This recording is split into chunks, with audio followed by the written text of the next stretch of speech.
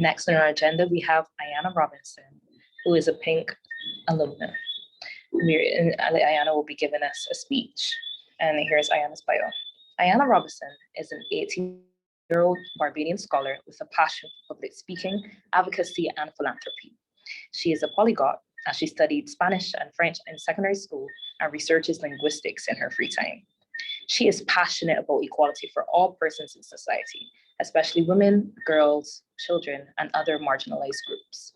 At her alma mater, the Queen's College School, she was the president of the Literacy and Debating Society for 2 years. The Literary and Debating Society seeks to encourage students to pursue debating and public speaking. In 2019, as leader of the debating team, she won the National Secondary Schools Debating Championships for her school. Congratulations, Ayana. Ayana currently serves as an independent senator in the Barbados National Youth Parliament under the Ministry of Youth, Sport, and Community Empowerment. She's also a Pink alumna from the 3rd cohort of Pink Parliament, which is an initiative by the Life in Leggings, the Caribbean Alliance Against Gender-Based Violence. Additionally, Ayana is pursuing an undergraduate degree in law at the University of the West Indies Cave Hill campus.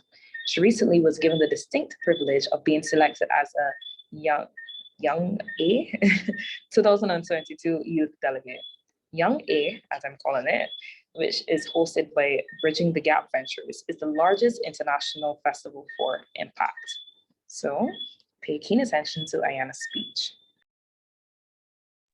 Okay, protocol having been established, good evening, everyone. It is really a pleasure to be here with all of you this evening on International Day of the Girl. And I'd like to extend a very special welcome to all of the Pink Parliamentarians from the 4th cohort.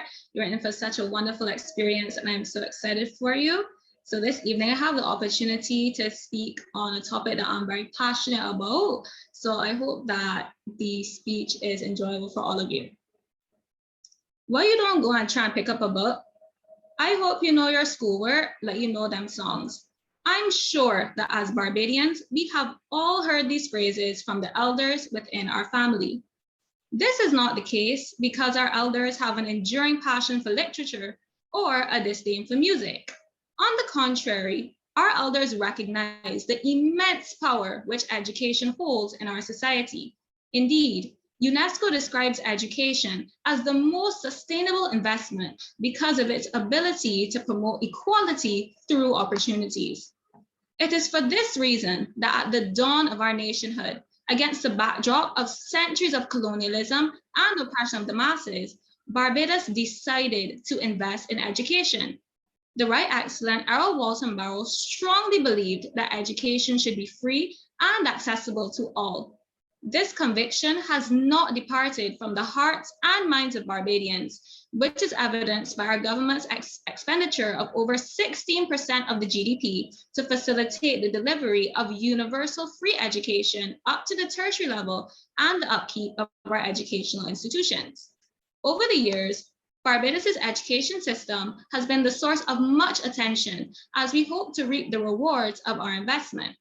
It cannot be denied that education has benefited many Barbadians, from those who achieved the feat of passing for the prestigious older secondary schools at the tender age of 11, to those who have won the lucrative Barbados Scholarship and Barbados Exhibition. Nevertheless, the government of the day's declaration of an impending education revolution is seemingly a recognition that our education system is not facilitating success for all. It is of the utmost importance that we utilize this opportunity to transform our education system from one which is characterized by a hyper-focus on the achievement of a minority while ignoring the educational needs of the majority. The reality is that many of our children have special educational needs, are unable to excel with rote memorization, and are also unable to think critically. Education for All is a global movement headed by UNESCO, which seeks to satisfy the learning needs of all individuals. We cannot achieve this until we begin to focus on students with special educational needs. The crux of the matter is that the majority of these students often struggle with reading, writing, and doing mathematical calculations, which are fundamental to academic success. The best ways to ensure that these students can realize their full potential are early detection of learning disabilities and the development of special education programs. In order to achieve this, I suggest that the Parliament enacts an act similar to the Individuals with Disabilities Education Act in the United States. Under this act, all children with learning disabilities are entitled to receive free special educational services in public schools, including an evaluation to discover the problems facing the child and the help of a team of special educators who focus on building the strengths of the child and teaching them ways to compensate for their weaknesses. Furthermore, we rely too heavily on rote memorization. We expect 11-year-old children who have most likely never purchased anything other than items at a supermarket or a village shop to answer questions on hire purchase.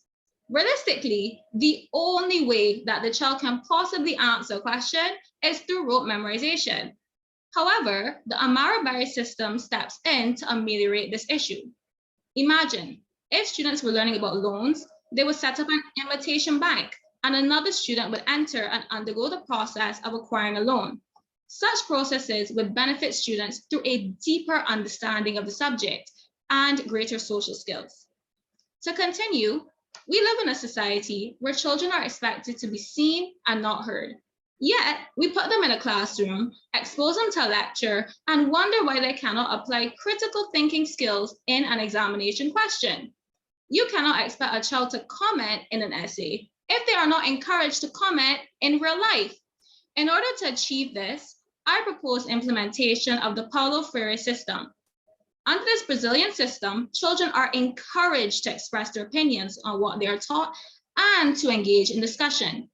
Hereby, they are encouraged to participate in critical thinking skills, which will not only aid them greatly in examinations, but will aid them in tackling real-world problems as well. In closing, our education system has enhanced the lives of numerous Barbadians. Regrettably, our education system fails to promote the success of all students. I believe that we should grasp this imminent opportunity to revolutionize education with both hands. The creation of an education system for all through aid for students with special educational needs and greater catering to different learning systems could further enable all Barbadian students to experience the joy of success in education achievement. Thank you. Excellent speech by Miss Ayana Robinson. Very well versed, very well researched.